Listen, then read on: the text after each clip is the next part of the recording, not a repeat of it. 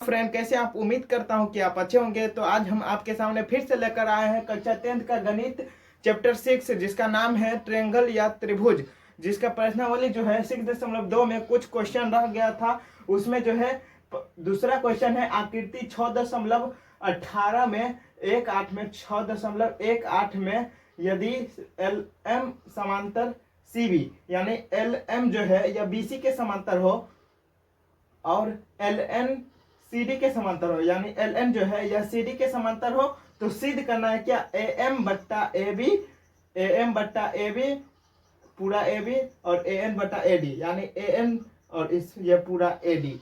तो हम सब इसका जो सिद्ध करना होता है उसके 4 चरण होता है। पहला होता है दिया है, दूसरा सिद्ध करना है, तीसरा रचना है और चौथा जो होता है या क्या प्रमाण। तो इसमें हमें रचना की आवश्यकता नहीं है, इसीलिए हम इसमें रचना नहीं करेंगे, डायरेक्ट सिद्ध करना और प्रमाण करना। तो दिया है, इसमें क्या क्या दिया है? इसमें दिया हुआ है एल एम समांतर है,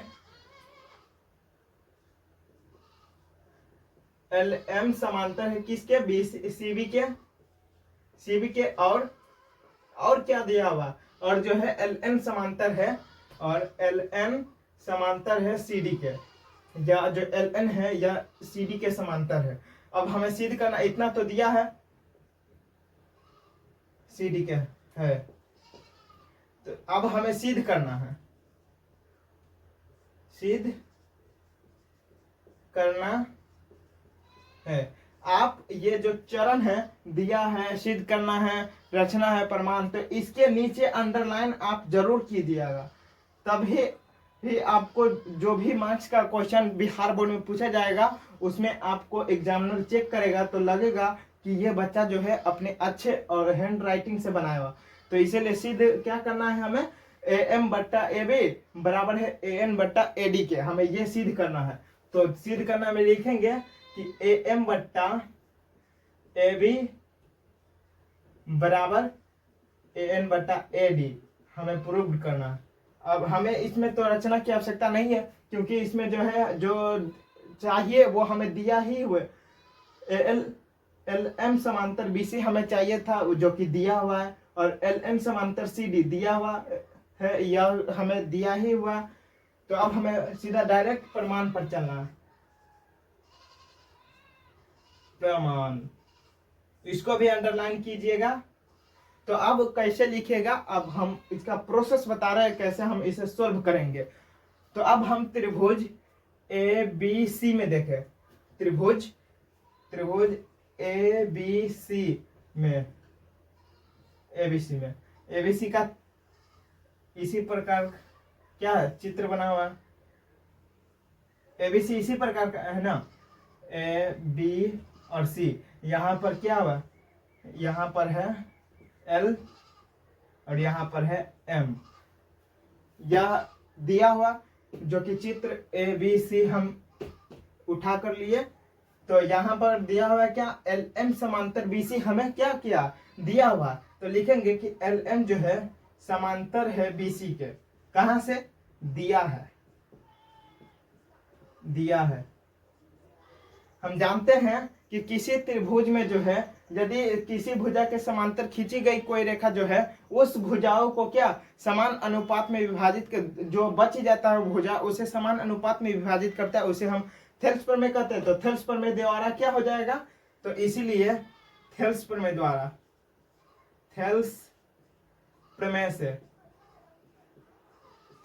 से क्या हो जाएगा? थेल्स प्रमेय से हो जाएगा क्या कि ए एम बट्टा एम बी और ए एल बट्टा एल सी ये समान अनुपात में क्या करता है? विभाजित करता है थेल्स प्रमेय के द्वारा। तो इसीलिए ए एम बट्टा या जो ए एम बट्टा क्या हो जाएगा? एम बी या बी एम, ए एम बट्टा एम बी लिख देते हैं और ए एल बट्टा एल सी लिख देते हैं, ए एल बट्टा एल सी। यह समीकरण 1 मान लीजिए। अब हम त्रिभुज की बात करते हैं, ए डी सी त्रिभुज को उठाते हैं और उसमें क्या क्या दिया हुआ है अब हम वो देखते हैं। अब हम देखते हैं त्रिभुज ए डी सी में, अब एडीसी का जो चित्र है वो कैसे बना हुआ अब हम वो देखते हैं। तो इसका चित्र जो है यह इस प्रकार है। यह है, इसका नाम है ए, इसका नाम डी और इसका नाम सी है। तो इसमें जो है यह हमें एल दिया हुआ और यह हमें एन दिया हुआ। तो यहाँ पर त्रिभुज एबीसी में जो है हमें एल एन समांतर सी डी क्या दिया हुआ है। तो हम लिखेंगे एल एन समांतर सी डी दिया है। कहाँ से? तो दिया है। अब हमें यदि ये भुजा समांतर है, कोई रेखा के यदि एल एन रेखा की तीसरी भुजा क्या है? समांतर है, तो अन्य दो भुजा क्या होंगे? समान अनुपात में विभाजित होंगे। तो इसीलिए क्या हो जाएगा? यह जो ए एन और एन डी का अनुपात ए एन और एन डी बराबर क्या हो जाएगा? ए एल बराबर एल सी। ए एल बराबर एल सी हो जाएगा। इस कैसे? थेल्स प्रमेय से। थेल्स प्रमेय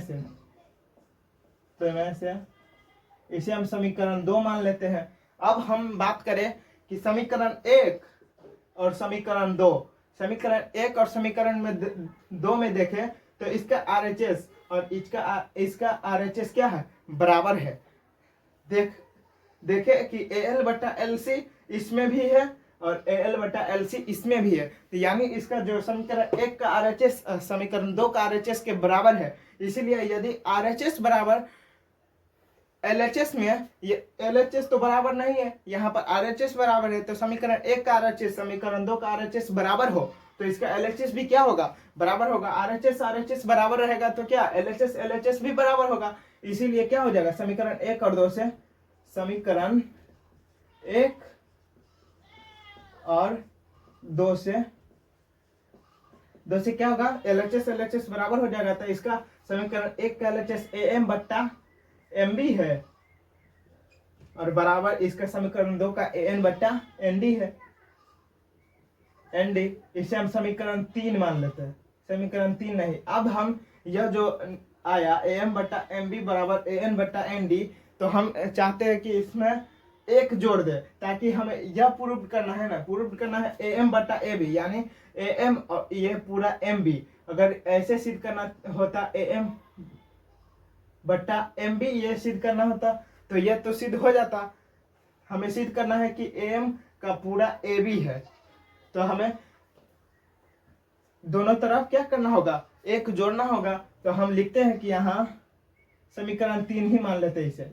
समीकरण 3 में एक जोड़ने पर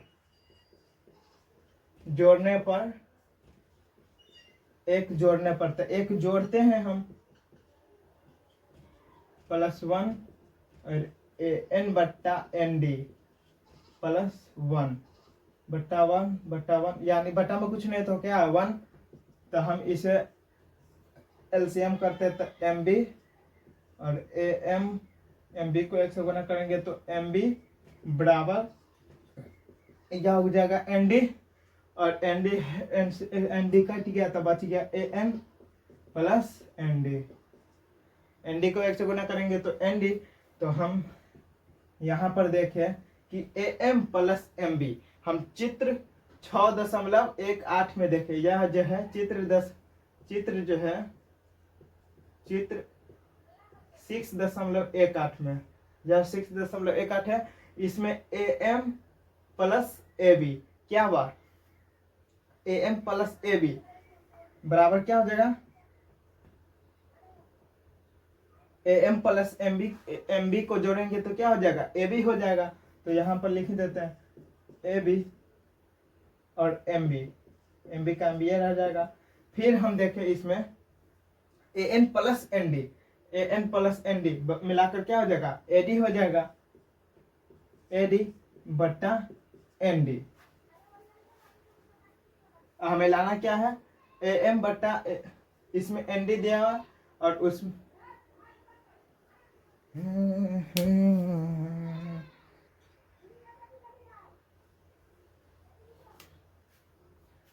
इसे हम समीकरण 3 मान लेते, समीकरण 3 अभी नहीं मानेंगे हम, इसी को हम नीचे वाला को ऊपर ले जाते हैं और ऊपर वाले के नीचे रख देते, कोई दिक्कत नहीं ना। तो इसे हम एम बी बट्टा ए एम भी लिख सकते हैं, क्योंकि यहाँ पर एम बी लिखे या ए एम लिखे बात बराबर है।